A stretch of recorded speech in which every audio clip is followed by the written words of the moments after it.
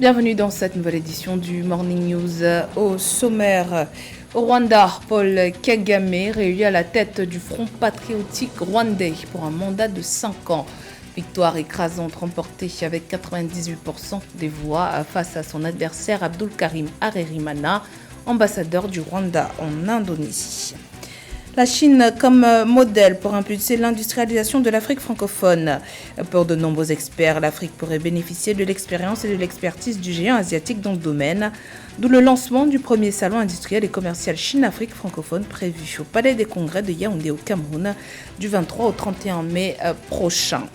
Et puis, retour sur le marathon de Paris qui a eu lieu ce dimanche 2 avril.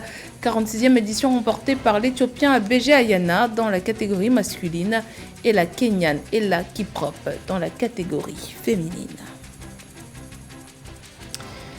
Le président rwandais Paul Kagame a été réélu à la tête du parti au pouvoir, le Front patriotique rwandais, pour un mandat de 5 ans. Paul Kagame a remporté 2099 voix sur les 2102 au total, battant Abdul Karim Harerimana lors du 16e congrès national du parti qui s'est tenu à son siège à Roussoro ce dimanche 2 avril. Cette réélection intervient à quelques mois de la tenue de l'élection présidentielle prévue en août 2024. Au pouvoir depuis 23 ans, le président Kagame, qui dirige le parti au pouvoir depuis 1998, pourrait donc briguer un nouveau mandat en tant que candidat du parti. Cependant, ce dernier ne s'est pas encore publiquement prononcé sur son éventuelle participation ou non au scrutin de 2024. Je vous propose de l'écouter. We have ambition. Nous avons de l'ambition. Nous avons des attentes. Nous avons le sens de la responsabilité. Nous devons choisir à nous réaliser, à réussir ensemble. Vous devez avoir de grands espoirs à défaut de ne pouvoir choisir. Choisir ce que vous voulez être et choisir ce que vous voulez faire et aller de l'avant. Parfois, certains problèmes semblent être difficiles à surmonter. Je me soucie de ça, comme vous aussi, mais vous devez absolument continuer à y croire. C'est pour cette raison que depuis le début, nous avons choisi 3 choses. La première est de penser grand, ne pensez pas petit. Pensez grand. La deuxième, c'est d'être ensemble. Nous devons être ensemble. Les jeunes, les plus grands, les faibles, les plus forts, les intellectuels, les non-intellectuels, ainsi de suite. Peu importe nos différences, nous devons continuer à être ensemble. La troisième chose est que nous devons être redevables. Nous devons être redevables les uns les autres, mais également envers les autres qui sont au-delà de nos frontières, parce qu'au final, nous pouvons dans une certaine mesure les affecter et eux aussi en retour. Depuis le 1er avril, la Tunisie assure la présidence tournante mensuelle du Conseil de paix et de sécurité de l'Union africaine.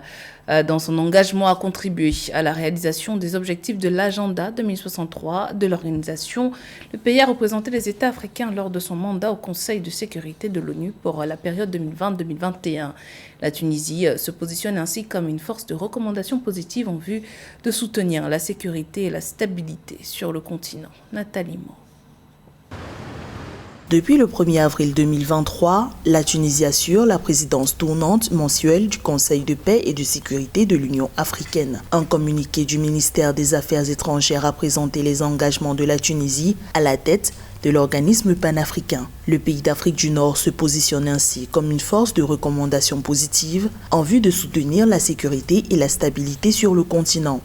Pendant sa présidence au Conseil, la Tunisie œuvrera à concrétiser sa vision de trouver des solutions pacifiques, justes et durables à divers problèmes africains pour une Afrique sûre, stable et prospère.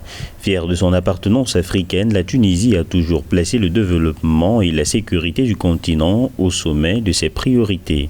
La présidence tunisienne au Conseil de paix et de sécurité de l'Union africaine démarre alors que le pays traverse une polémique dans un contexte de forte immigration clandestine sur son territoire. Le 21 février 2023, le président tunisien Kais Saied a annoncé des mesures urgentes contre des migrants originaires d'Afrique subsaharienne, des propos qui ont soulevé des critiques contre le racisme. L'Union africaine a également condamné cette sortie du président Kais Saied, invitant ses États membres à s'abstenir des discours de haine. L'organisme panafricain a souligné son intérêt pour la sécurité et le respect des droits de tous les Africains. Bon, ils n'ont pas la nationalité tunisienne, mais ce sont nos frères. Je suis contre la traite des êtres humains, des Africains particulièrement, soit en Tunisie, soit ailleurs. La Tunisie a adhéré au Conseil de paix et de sécurité de l'Union africaine pour la période 2022-2024 lors de la 40e session ordinaire du Conseil exécutif de l'organisation. Dans son engagement à contribuer à la réalisation des objectifs de l'agenda 2063 de l'Union africaine, le pays a représenté l'Afrique lors de son mandat au Conseil de sécurité des Nations Unies pour la période 2020-2021. La Tunisie, où les ambassades des pays africains continuent d'organiser le rapatriement de leurs ressortissants suite à l'escalade des violences racistes envers les immigrés originaires d'Afrique subsaharienne. La dernière ambassade en date à avoir annoncé le rapatriement de ses ressortissants est celle du Cameroun. Le point avec Laetitia Mebenga. Le gouvernement camerounais organise une opération de rapatriement volontaire des ressortissants camerounais vivant en Tunisie. Le premier embarquement aura lieu le 5 avril 2023. Les volontaires devront se retrouver à 12h30 à l'ambassade du Cameroun en vue du départ vers l'aéroport de Tunis-Carthage. Cette opération intervient dans un climat d'insécurité pour les migrants d'Afrique noire, suite à un discours controversé du président de la République tunisien Kais Saied. Le discours jugé raciste et haineux selon les organisations non gouvernementales a été depuis défendu par le président de la CEDEAO qui parle d'une mauvaise interprétation du discours du président tunisien. Dans un souci d'apaisement de la situation, le président tunisien s'est défendu de tout racisme à l'égard des Africains subsahariens. Cette situation concernant les Africains ne peut être interprétée par les langues malveillantes comme ils l'ont fait ces derniers jours, comme du racisme. De quoi il parle? Il divague tout d'abord. J'ai un certain nombre de membres de ma famille qui sont mariés à des Africains. Mes amis de la faculté de droit de Tunis étaient des Africains. Ils ont voulu interpréter le discours à leur guise pour nuire à la Tunisie. Des vols, des actes de vandalisme commis par des citoyens tunisiens, des expulsions arbitraires par des propriétaires et des licenciements abusifs par des employeurs, des injustices qui se multiplient contre des immigrés selon des images diffusées sur les réseaux sociaux ou des témoignages anonymes ou à découvert pour certains.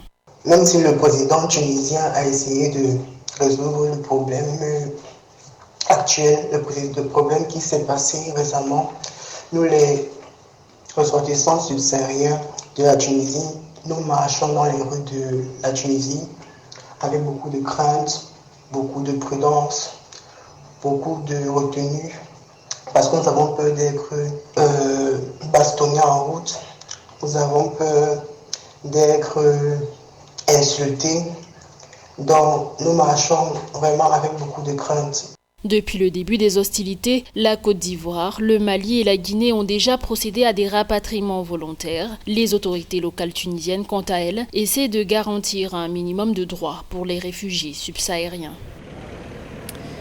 La Chine, l'un des pays les plus industrialisés au monde et premier partenaire commercial de l'Afrique depuis 15 ans, peut-elle inspirer le continent dans sa quête de développement industriel? Pour certains acteurs, la réponse à cette question semble être évidemment oui, mais à condition d'améliorer le dialogue et les partenariats entre entreprises chinoises et africaines pour un meilleur transfert de compétences et de technologies. Au Cameroun, un salon prévu en mai est destiné aux pays d'Afrique francophone ambitionne de relever ce défi. Eugène Schéma.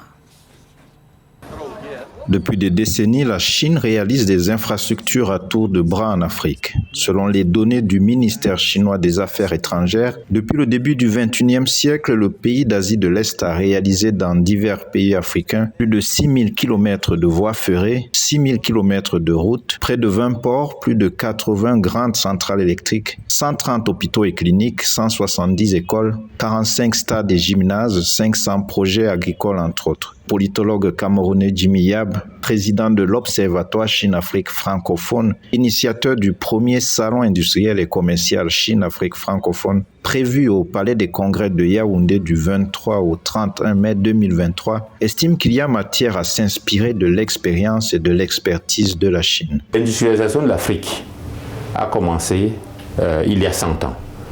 L'industrialisation de l'Asie a commencé il y a 100 ans. Mais comment est-ce que les industries n'ont pas prospéré en Afrique? Pourquoi on n'a pas une Afrique industrielle?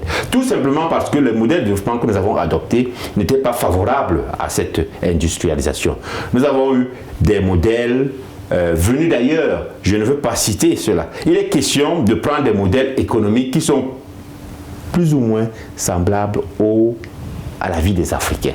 La voie chinoise pour l'industrialisation est souvent remise en question via l'absence supposée de transfert de technologie dans les projets de génie civil, informatique ou électronique réalisés en Afrique. Les sociétés qui sont installées depuis, ou alors les pays qui sont installés depuis en Afrique, n'ont fait aucun transfert de technologie. Je ne pense pas qu'on puisse faire en une fraction de seconde le procès de la Chine. Le problème du transfert de technologie n'est pas seulement un problème de gouvernement, c'est aussi un problème d'entente entre les entreprises. Donc, il est possible que les entreprises entre elles s'entendent pour un transfert de compétences et de technologies.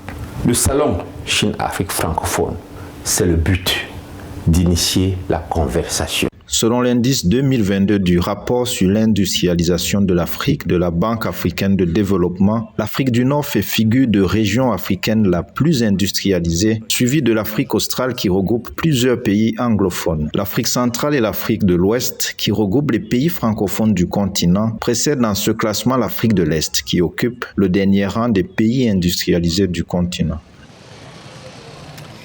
Avant le départ du marathon de Paris qui a eu lieu ce dimanche 2 avril, le salon du running s'est tenu dans la capitale française avec plusieurs exposants. À l'occasion pour les groupes d'athlètes de se retrouver et faire la connaissance de certains d'entre eux venus de loin et également de découvrir d'autres épreuves comme le Grand Raid. Retour sur cet événement avec José Douglas. La 46e édition du Schneider Electric Marathon de Paris, qui s'est tenue le dimanche 2 avril, fut comme chaque année l'occasion pour les adeptes de la course à pied de s'offrir une belle balade dans un décor somptueux au départ des Champs-Élysées. Une épreuve qui a encore été dominée par les athlètes des hauts plateaux et a vu la victoire chez les hommes de l'Éthiopien Béger Ayana, 2h 7 minutes et 15 secondes, devant son compatriote Gay Adola à 10 secondes et troisième le Kenyan Josphat Boit à 25 secondes. Chez les femmes, la victoire revient à la Kenyane Ella Kiprok et l'Éthiopienne Atalel Ammout, 2h 23 minutes et 19 secondes, devançant une autre Éthiopienne à 5 secondes, Fert Weweta. Plusieurs athlètes venant de partout se sont retrouvés dans la capitale française au salon du running qui est un passage obligé pour visiter, recueillir des informations utiles mais aussi retirer ses dossards, ses âmes indispensables pour s'aligner au départ. C'est vrai. Après, pour les Kenyans, les Éthiopiens, ce sont des spécialistes. Moi, par contre, je suis un grand amateur, je vais le dire. Et je le fais vraiment pour le plaisir, quoi. C'est encourageant de voir des gens sur le parcours qui sont déterminés, motivés. L'occasion de découvrir d'autres épreuves de marathon qui existent dans le monde. Exemple à l'île de la Réunion dans l'océan Indien, à quelques kilomètres de Madagascar, où l'épreuve est intitulée le Grand Raid, la diagonale des fous. En fait, aujourd'hui, je suis tout simplement passé voir ce qu'il y avait comme proposition, récupérer mon dossier également et profiter de ces rencontres avec tout ce monde qui se croise ici.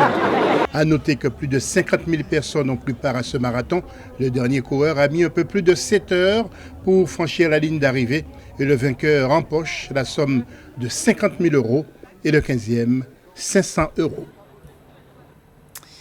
Également dans l'actualité, un documentaire sur la création du célèbre plat sénégalais Thiéboudjen. Le mets sénégalais a été inscrit au patrimoine mondial immatériel de l'humanité par l'UNESCO le 15 décembre 2021. Le documentaire, qui dure 52 minutes, est un projet porté par un collectif d'artistes sénégalais et français sorti en août 2022. Il est piloté par le réalisateur sénégalais Papis Niang, qui a décidé de rendre un vibrant hommage à Penda Mbaye, celle qui est à l'origine du Thiéboudjen, qui fait la fierté du peuple sénégalais. Papis Niang est actuellement en France pour la promotion du dit documentaire qui porte sur cet art culinaire du Sénégal. Il est accompagné de l'égérie Penda Mbaye 2022 dans la capitale française. Des visites dans les lieux touristiques comme les Champs-Élysées ou l'Arc de Triomphe ont ponctué leur journée dans la capitale française. C'était le journal de la rédaction. Merci pour votre fidélité. Dans un instant, une nouvelle édition de l'actualité sur Africa 24.